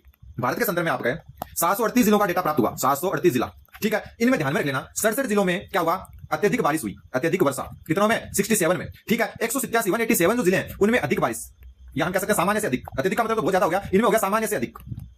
कितनों में, 187 जिलों में। फिर बात करें 327, साथ ही साथ आ रहे लास्ट में, ठीक। 327 जो जिले आपके उनमें सामान्य वर्षा हुई है, सामान्य वर्षा, ठीक है। फिर बात करें 134 जिले, 134 जिले इनमें ऐसे हैं जिनमें सामान्य से कम बारिश हुई है, सामान्य से कम वर्षा, ठीक है। और 12 जिले ऐसे हैं, कितने, 12, जहां पर आपके बहुत कम बारिश हुई है, बहुत कम वर्षा, ठीक। ये भी आपको ध्यान रखना, देखो जिले ध्यान में रख लेना, उपमंडल ध्यान में रख लेना, और फिर आपका भारतीय क्षेत्र 4 भागों में बंटा हुआ है उसको ध्यान में रख लेना। और अब आज का लास्ट है, राजस्थान के संदर्भ में अपन देख चुके, सर्वाधिक वर्षा सितंबर में, न्यूनतम हुई थी जुलाई में। लेकिन यहाँ पर जो महीनों के हिसाब से देखें तो एक महीना हो गया जून, दूसरा हो गया जुलाई, तीसरा अगस्त और चौथा हो गया आपका सितंबर, ठीक है। ये हो गया जून का जो एलपी है, एलपी यानी लॉन्ग पीरियड जो एवरेज 109% है, यानी कि सामान्य से 9% अधिक बारिश हुई, भारत की बात हो रही है। जुलाई का 105% है, अगस्त का भी 105% है, और सितंबर का जो है 115% है, यानी कि सर्वाधिक यहाँ भी कहां पर हुई, सर्वाधिक वर्षा हुई आपकी सितंबर में, ठीक है। न्यूनतम दोनों जुलाई अगस्त में न्यूनतम मान सकते हैं, ओवरऑल न्यूनतम। राजस्थान में तो जुलाई में 100 से भी कम थी, तो यहाँ पर दोनों में बराबर है, तो न्यूनतम इन दोनों में मान सकते हैं। अब जो है ना, जो वर्षा का असमान वितरण हुआ, वर्षा का ये ध्यान में रखना, असमान वितरण, असमान वितरण का मतलब जो है ना, जैसे राजस्थान है, राजस्थान जो है आपका, राजस्थान में जो हुई औसत से अधिक वर्षा, औसत से बहुत अधिक वर्षा, ठीक है। और जो पूर्वोत्तर राज्य जैसे चेरापूंजी वगैरह, पूर्वोत्तर राज्यों में क्या हुई, औसत से कम वर्षा, औसत से